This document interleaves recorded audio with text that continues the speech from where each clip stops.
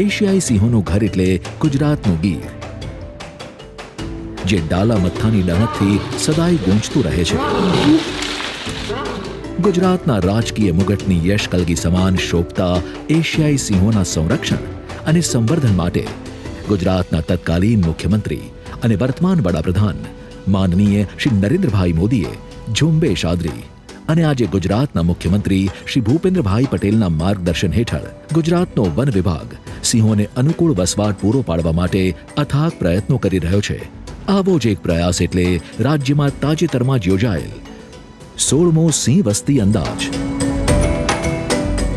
આ વસ્તી ગણતરીનો મુખ્ય ઉદ્દેશ સિંહોની આબાદીનો ચોક્કસ આંક મેળવી તેના સંરક્ષણ અને સંવર્ધન થકી પર્યાવરણની ઇકોલોજીનો ઊંડો તાગ મેળવવાનો છે. એટલે જ ગુજરાતના વનમંત્રી શ્રી મુળુભાઈ બેરાના માર્ગદર્શન હેઠળ વન વિભાગના 8 રિજનમાં 735 સ્વયંસેવકો સાથે કુલ 3254 લોકોનું માનવબળ ખડે પગે તૈયાર થઈ ગયું. એક સિંહને પોતાના રજિસ્ટરમાં પોંખવા માટે. એટલું જ નહીં, ઇતિહાસમાં સૌ પ્રથમ વખત 600થી વધુ સ્થાનિક ગામના સરપંચો અને આગેવાનો પણ આ મહાકાર્યમાં હોંશે જોડાયા.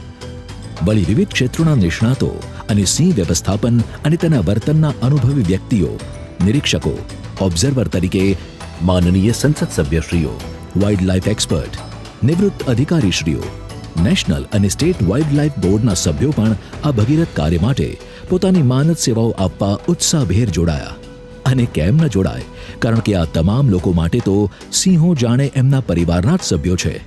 અને આમ સૌરાષ્ટ્રના 11 જિલ્લાના 58 તાલુકાના 8 રિજન, 32 ઝોન અને 112 સબ ઝોનમાં 35,000 ચોરસ કિલોમીટર વિસ્તારમાં સિંહોની વસ્તી ગણતરીનો અંદાજ આરંભ કરવામાં આવ્યો. ગુજરાત સરકારના વન વિભાગ દ્વારા દર 5 વર્ષે યોજાતી સિંહોના આ વસ્તી ગણતરી અંદાજ માટે મોડર્ન ટેકનોલોજીનો પણ ઉપયોગ કરવામાં આવ્યો છે, જેમાં digital camera trap, GPS, radio collaring, AI આધારિત સોફ્ટવેર, જીઆઈએસ નકશા અને સ્ટેટિસ્ટિકલ સોફ્ટવેર શામેલ છે.